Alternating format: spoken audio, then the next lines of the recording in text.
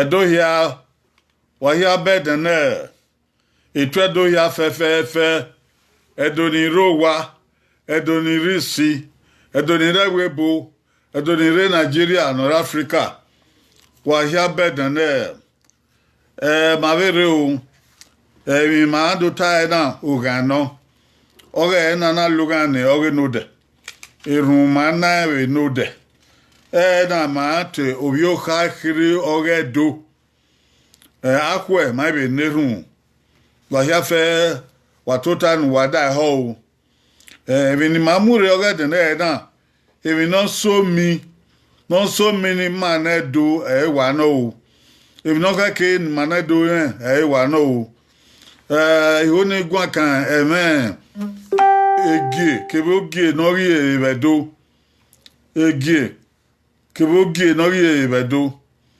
egi kebogie no ri kanyado ona do ga guys gbe ai ga yi eva aga ya fe yi eva no ka ona ga ogo ogiso nupoge vanaga oge eweka igi oge eweka no ka no oge ogiso ni oni eno ko bo sado buari no sado boya bu agbon ona ogiso na ga pa bo we mo ihiyan no sado boyi o ka no kwa ni ki o ka no kwa no keke ni bi edo ya ni ki o nana do miewe oba no wa ogi na ka ebedo na ga ogiso isokere ogi oriso no saro gba yi ona ga ogi oriso no kiso re oni ogiso beni mata beni ma o bo ko do egi na wa no ka ohun o tagbon ya ni mana we edo o isi agbon bungo tagbon hia tun dani mai da ho egi ogisona ga pa nya gbon no ri edo na tie na o edo no isi agbon ni ma che migodo ibani edo no isi agbon migodo na ibani abe egi ogisona ina ibani ana ka bi so o ilogo giso gbira ona do se egi oga egweka no mache oba egi oga egweka na egi ayese gbira na mune omo ona ga oba iyeva no ri ebedo tó ṣe gbọ́ bá lọ́rọ́ náà yàgbà bí iye va hùndà ọ̀pẹ́ èdè sàrúgbà bọ́ àgbọ̀n náà ọ̀pẹ́ èdè dórí kèbè rárọ̀ ìmọ̀nà yẹ owó ìrẹ̀yìn àìmọ̀gbẹ̀ náà yà máa òkà náà o ebo ìbànọ́ká ìbẹ̀wúyà ebo ìbànọ́ká kàbìsẹ̀bẹ̀wúyà ìjọba ìdán ní ìbáṣe òbẹ̀ áfíríkà náà wò wọn so pa yewe ni so mani bi edo momo bo egere ni an ma ya oba to pe ise egere ni an ni ma ya hun do ni mana ho ma sun amu mi do ladian o ke do ladian aroge do ladian iwine do ladian o se oge do ladian unu na ze oge do ladian o game oge do ladian iwina na do wina bena ya ri okuwo bena ya mugbo bena ya bo wa bena ya do ki ma na do ma ri megbe o na ya ro ya pepepe abe wo rien ya se gbe ni mankun ni ya se gbo otu ni matwe bede agbe fun do ni wa ya ida ho oge na o ka noro no de obungbe o maga itane evano rimana ma gbobo kanu waba evano ma erere na wo ma so re de ne ma me o oge o ma ya na moyi na che YouTube aya moyi weba Mare mo iwe ba e ba na wo e ma so e na. Yen ga di e ba ni ga di e la dia. Abi bi ore wa e ne gwan kana. Ya di uho ni na ya yu e la dia ya ibe ga e. E be na ta na ya fe ya ibe hon. Igbabo ga no wa ya o. Idage oti ma e wisi on baseki. Oreba ya tota Victor ureba wabokia o ebi abeki ureba ebe Nigeria wabokia o waya do wasikoko oge do ge wi o saloba no ge do wi o ise ima ya ma simi sikoda o ise rundona ma hodi ma ave ogie don ye kanya do ya fe ko bon regade do se banban ogie no ka ora esegbe anana ga o ka ogiso ya do tie ni ogiso ya fe don ri ebedo eni ogiso ya fe don ri ebedo ai tiene ya mo ma wa ebe no ye o me be ni ma gben ebedo ni ma gben na gbon iyewe edopa makin ebi na yo ni ka ewe manedo ya fe ekeni man se ekeni marame opa makin aremyewe unu no zedo ona ido wa fiwe ye kere funda asike ebuobe sebe na asike do osioni opa makin edo na mayite ebini do se gbe san kon so se gbe akoko edo do se gbo wan do se gbe afema do se gbu obo do se gbe ka do se gbo pe do se gbe isoko ya se gbe uzon ya se gbe shekiri edo opa makin yaka edo opa makin wa etindo no wonta ya be die wan den yo Solomon idegewe demundia obokian wa ya ma o wa tota na fe ko tie ni oge gie na ge bedo o giso no ro okay bambana no kao no wa o giso no kao no saloba ya buagbon be ni maka e bo kedo oye ogiso igodo na yen na are o edo na tie igodo migodo ha oyama igodo migodo irati oredo tele atedo mi gado amu eni ebone akedo mi we oba wa yodo fie wede ya edo no manarite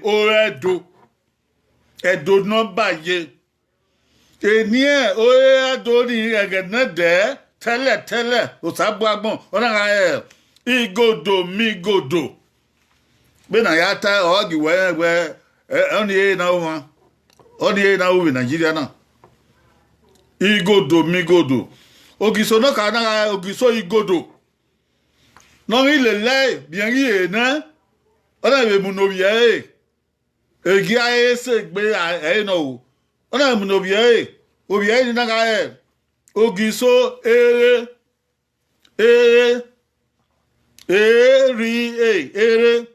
igodo igodo igodo why ga ebe na ya nna na hebe do ebo ma ya nna na enima ebo amape no re enima na do ma be ma ya nna na he alright ogiso igodo igodo ogiso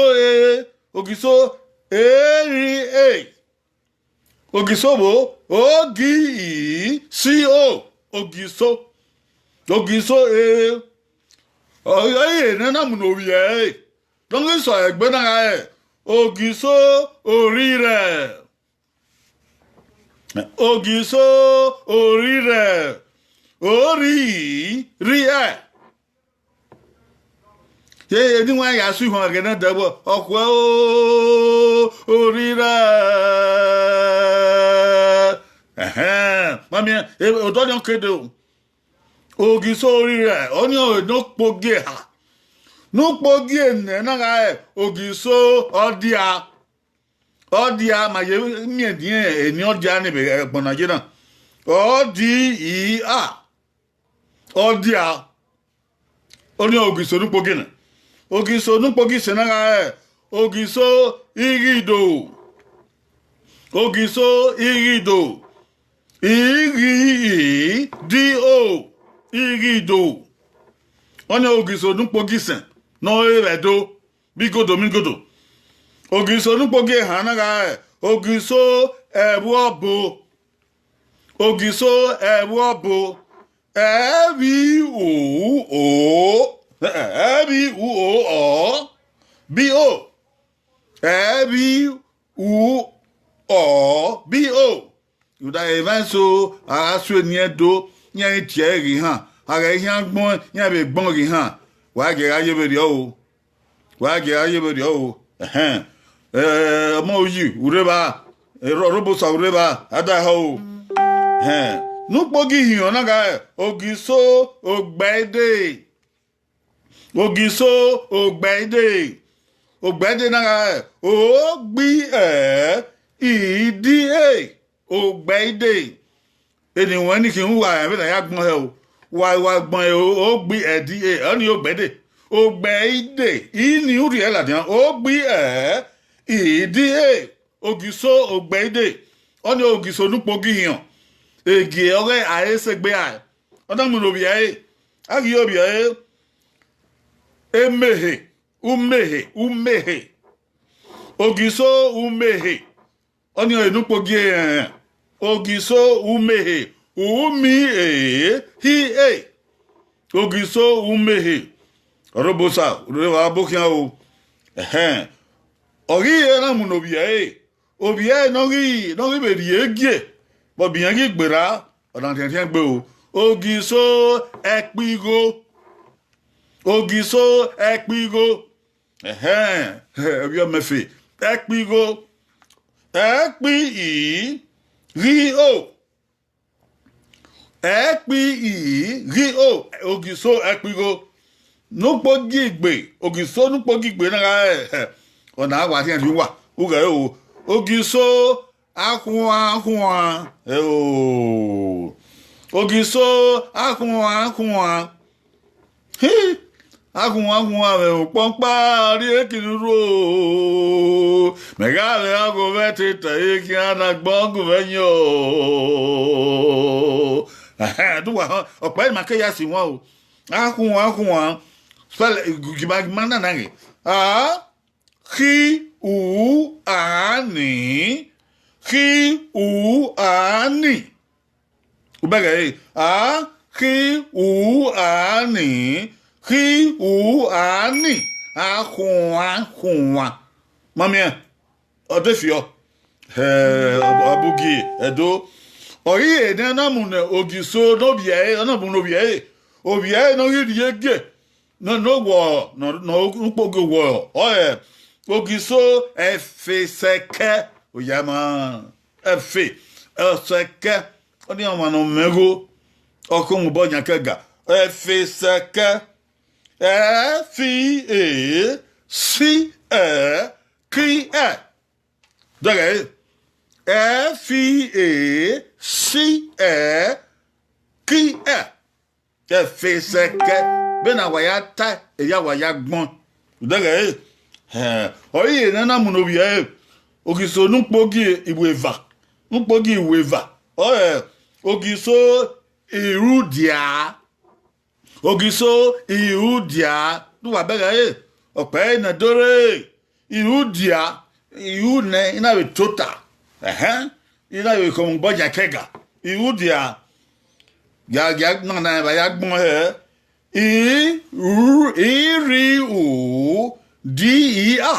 Irudia. Iri-u-di-i-a. We the master we tia iredia. Ya emie irudia. Ogiso irudia. Onya ogiso nupogi weva. Ya eno wataba o. Ene ukpo de dado na ze. Inu ne dado na ladian. Uye o. Oyi eno na munobia Obia ni na ga Oria. Ogiso nupogi we ha. oye ogiso oria nada na be de yagbon o ri I a oria irini na eva na ya tia oria ogiso oria oda odukpogi we ha oye ni na mu no obia ni na ga imara ogiso imara o no giwe ne ogiso no ye ebo edo igodo migodo imara bagun he mi a ri ani mi a ri ani o de imara ri kakan ri pa o mi a ri ani imara oye ne ona mu ogiso no bi etebowe edo di mi o etebowe daga etebowe etebowe ogiso etebowe oni ogiso na ekesugie iwe ne makata ban ekesugie ai ti gbe ai to wo ai to gbera wo ai si weva ai gbera weva si we ha ai gbera we ha ado se iwe ne ai gbera iwe ne no iso egbo ei wisen adi edo ei wisen ekesugie ara kemi edobe ma woni ara kemi ma be ka na obere uho dikaban o ala o ni ati YouTube wa mi emu la dian be na ya kemi wedo o ari YouTube u ya mu la dian be na ya kemi wedo ko wo ya se eyisan ya se ikoko we kan we na we ni ati subscribe ni ati subscribe re ba yo ni ka we emu eve na wa yeme o yeme ama we no wa sayo aha sayo emu eve subscribe e mi o ogiso ekesuge na ga etebowe enera buge oyi enera ogiso etebowe oda mu no obi ge odion ogiso odion o ma mi odion ma mi owo kan ogiso odion na ogiso enera buge no ogiso enera buge odion wa gbon o di oni o so mi ototo oni odion ona ogiso enerabugie no ye nupoge harabugie ona ga obi na che mose ogiso mose mose onyame giso mose wa ya gbon mi o si mi o so mi ototo si mose evarabugie ogiso no evarabugie ona ga ogiso mami ogiso oriani agbe o ogiso ebi no ko ebi no ebe na yagbon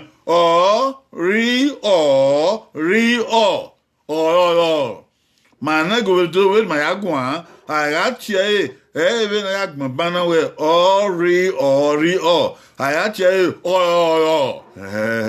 bana do ma tie oni ye do beri edo tie ni agbe o me na yazo oni oparo bugie evara ugerifin ogiso evara uge ori ne ona mu no obi na tie ebo ogiso opara uge no opara uge ona ga ogiso ebo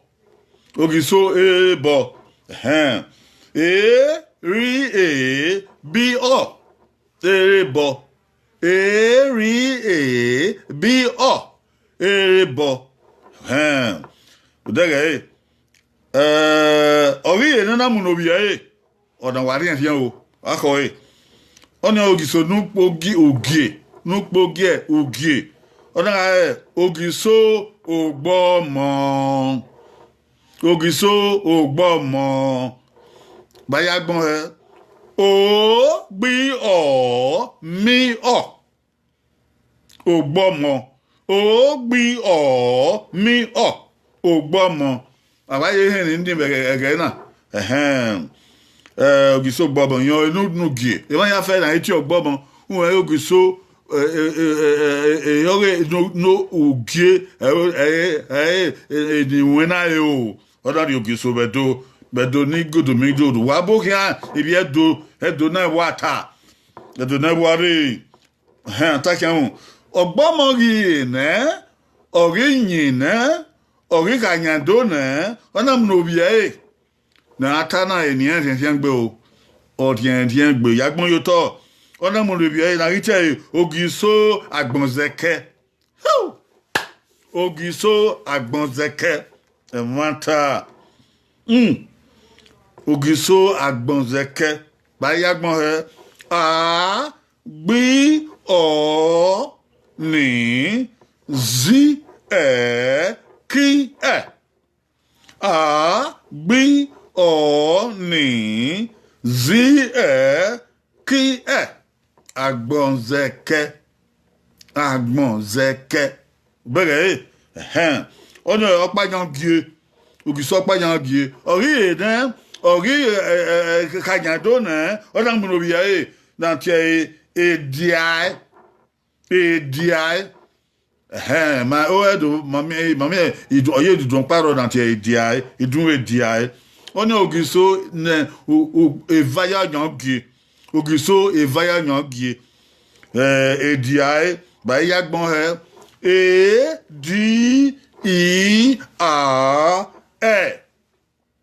bege ediai odi bien gbe seke asoboye gbe eta biedo ediai onye ogiso ne vaya yan gie comment ori ene na mu no bi ona ni bien gbe o obi no ri ogiso bien yi pare dia ona ori agba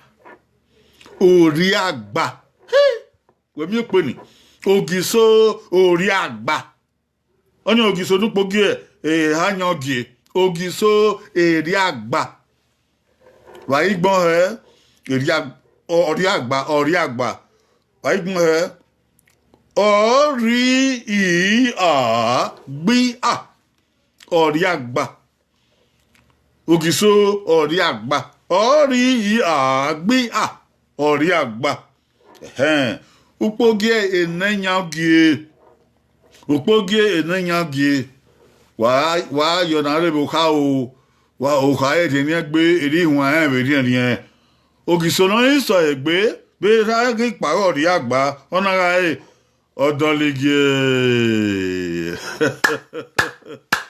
odoligie ogiso odoligie dagwe odoligie very di aye o odoligie ri aye o otome de han reba okeke reba wa bokin awo ya chioma we Nigeria nekina odi odoligie odi o li gi odi o li gi odoligie e mata we na mi je area tai han ga o ori kanyado na igodo ona mu no bi ona tian gbe obi na tie uwa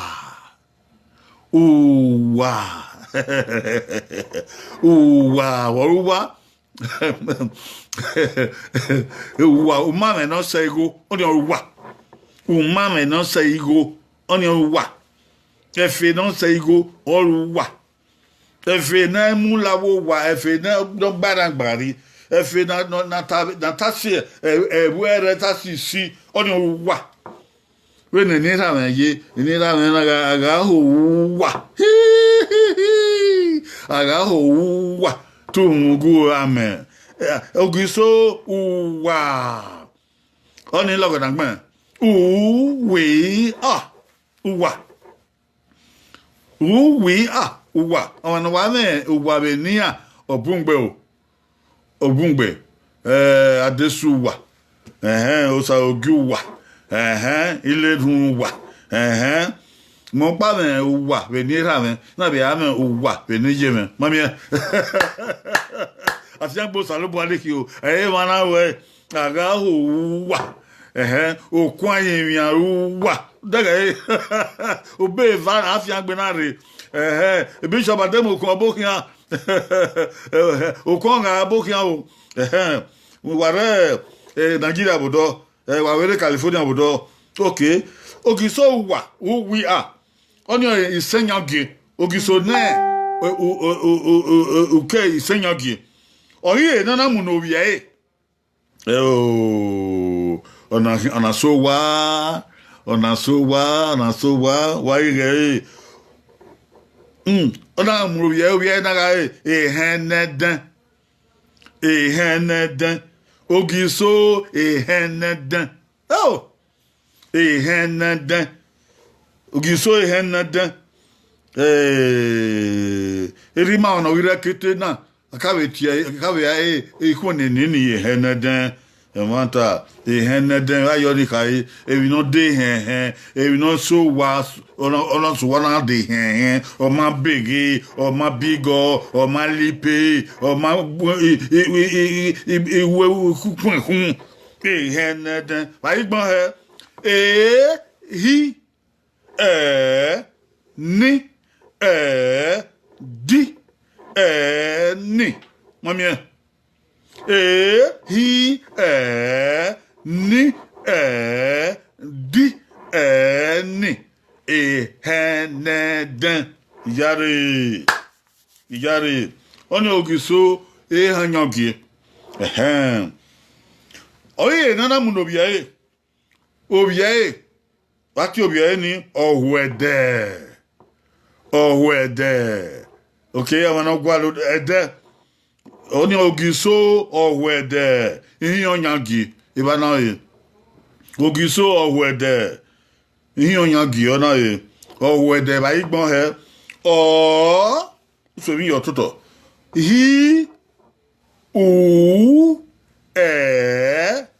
so mi yo toto di so mi yo toto o hi u di ohwede. Oh, any man ever gone. Upon Saloboa. Oh, yeah, no, no, be a Ogiso, no, you'll be a no, Yogiso, on a high. Oh, do wa. Oh, do wa. Open your penny, Yawa. Oh, do we are. Oh, do wa. Oh, that's it. Oduware di we are oni wa edin ye ki ohun otagbon eni edo no ogiso oduwa oni enyangi ori ene ori ka nya do na be gigodo migodo ona mu no bi wa yan yo na yi so ku wa kan wo kwa eni na ti obi na ga obioye Luwa na tie igo bioye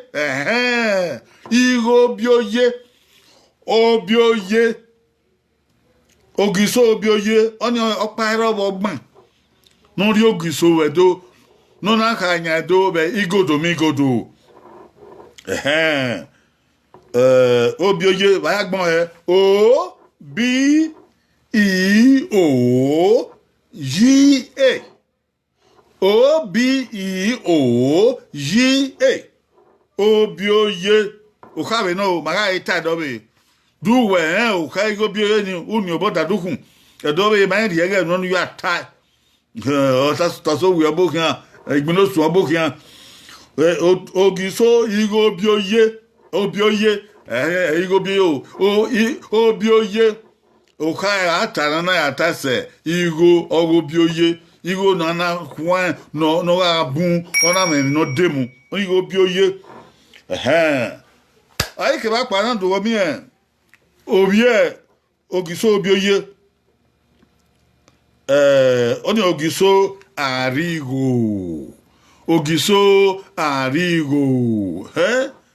ose ami we do ogiso arigo yon era igo bioye era obioye gi pa ona bi lórí ogiso wedo ona ogiso ọgbọ́n wọ́n mara ka deban ugie ọpa yan ugie eva yan ugie eha yan ugie ene yan ugie ise yan ugie eha yan ugie iyan yan ugie yan ugie ọpa iro ọgbọ́n mami akewa ni kere ọpa iro ọgbọ́n ọgbọ́n to boy hey matana o oni ogiso arigo bayagbon ri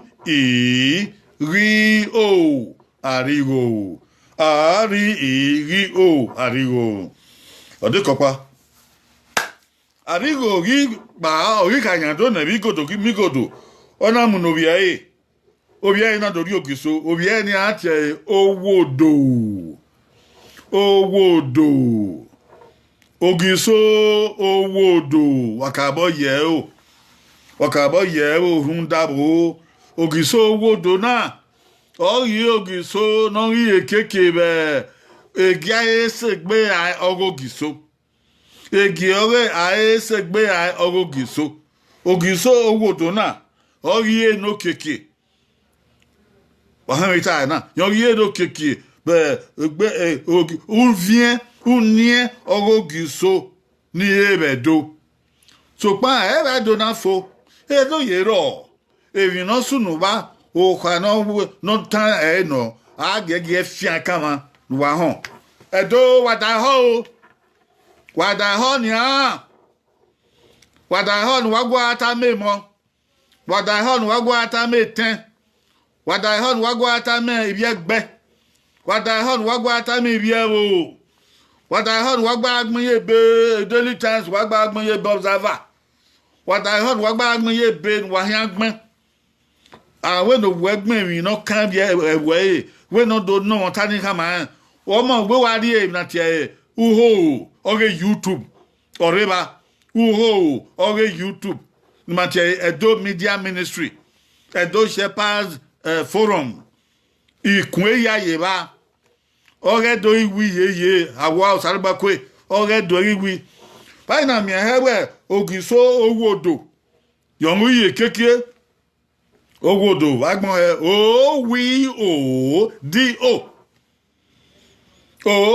owodo yan ogiso opa yan agbon ibadan ibi ogiso ibadan aye gbonse akedo la ege unie oroba eweka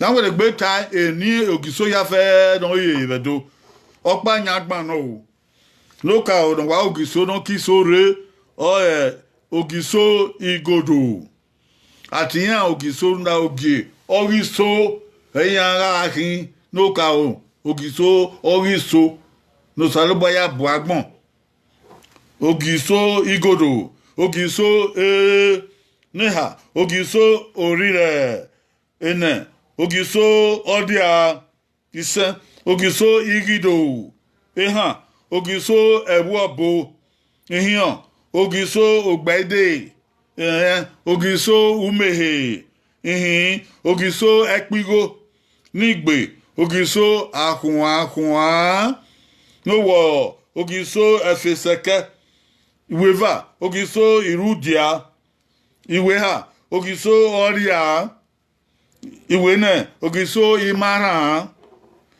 okesugie ogiso etebowe enerabugie ogiso odion eharabugie ogiso emose evarabugie ogiso okparabugie ogiso ebo ugie ogiso ogbobon ami ni ogiso ogbomo Opa yangi ogiso agbonzeke. Eva yangi ogiso ediai.